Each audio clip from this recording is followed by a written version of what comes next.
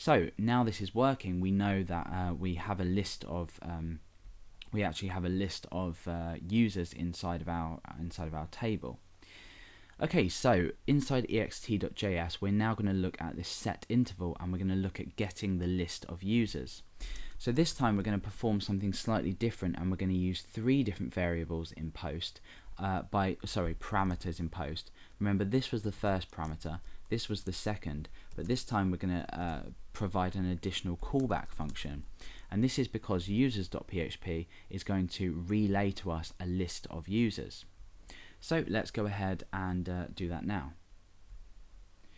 Right, so inside of here we want to again send a post request to users.php.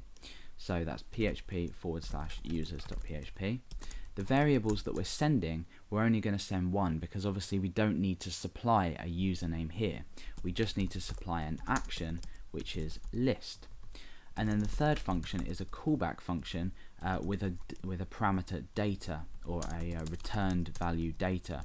And data is going to hold anything that's returned or echoed out by users.php. And essentially what we're going to do now is, because we've provided the action list, inside users.php we can just echo out the list of users, and this will be placed into this data variable. So where does the data variable go? Well, obviously we want to display the list of users inside of users online div. So we want to go ahead and select users underscore online, and we want to place some HTML in there, which is data. So we use the HTML function here, and we place the data variable inside of users online. So now that we've outlined what this is actually doing every half a second, we want to go ahead and actually allow for this list to do something. So down here what we want to do is append onto this if statement, and we want an else if here, and we want to say else if action is equal to list, and if action is equal to list, we call user list function. So the obviously when the list action is found, we want to call user list function.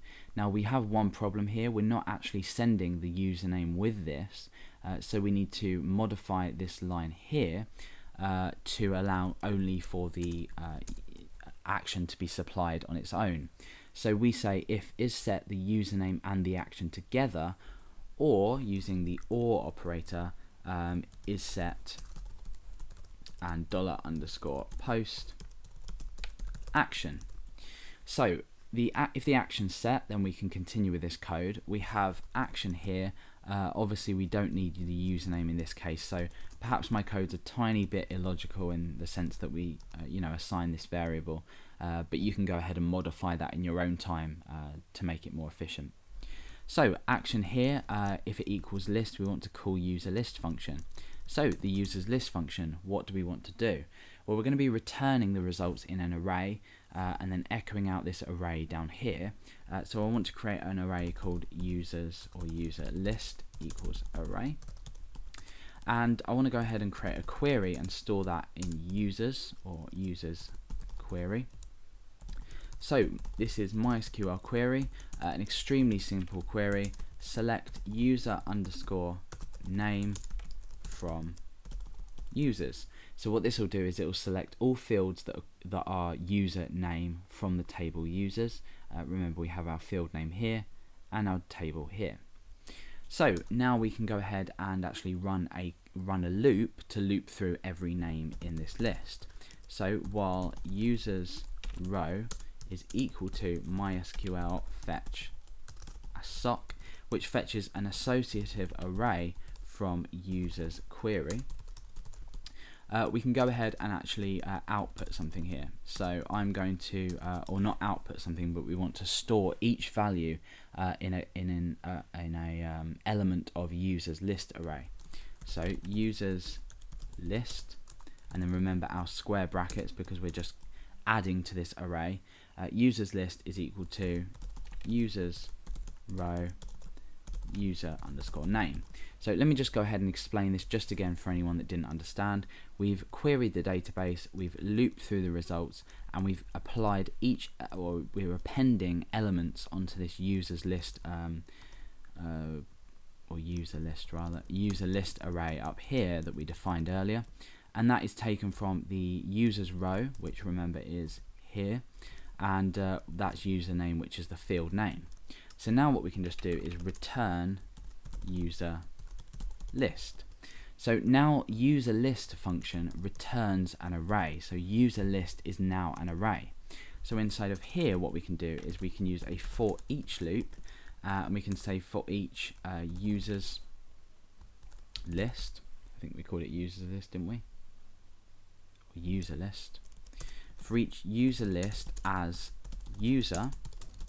Now what's going to happen is, because we placed username inside each element of this users list array, user is now a single name. So if we had three names in the list or in the database table, this would loop 3 times, as would this loop 3 times as well. So what we can now do is echo, let's say user, and then we can append a break onto that. So now what this will do is the file users.php will essentially pick up on this action. It will go ahead and loop for every users list as user. Remember, we returned each name as an array, and then it will just echo out each element of that array. So fairly simple. Let's go back to our page. We'll have to go ahead and delete this and then refresh.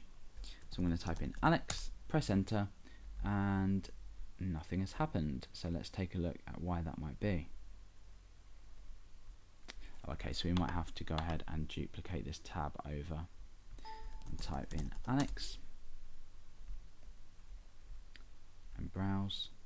Oh, and nothing's happened. Okay, so let's take a look at why this might be.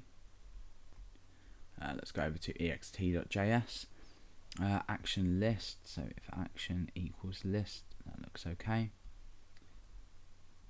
Users.php, data, users online.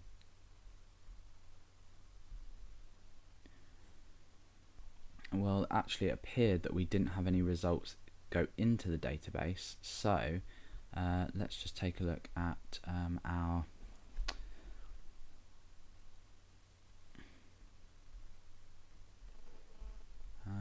right. Okay, so let's take a look at this. So username action joined. Maybe we could just copy this and let's take a look. So Alex. Okay, and that should have passed that name to the database, which it hasn't done. So there might be an error in my PHP file. Let me just take a look and see if I've written anything wrong. So we've got the query here, users query. Ah, there we are. I didn't put a semicolon on the end of that line,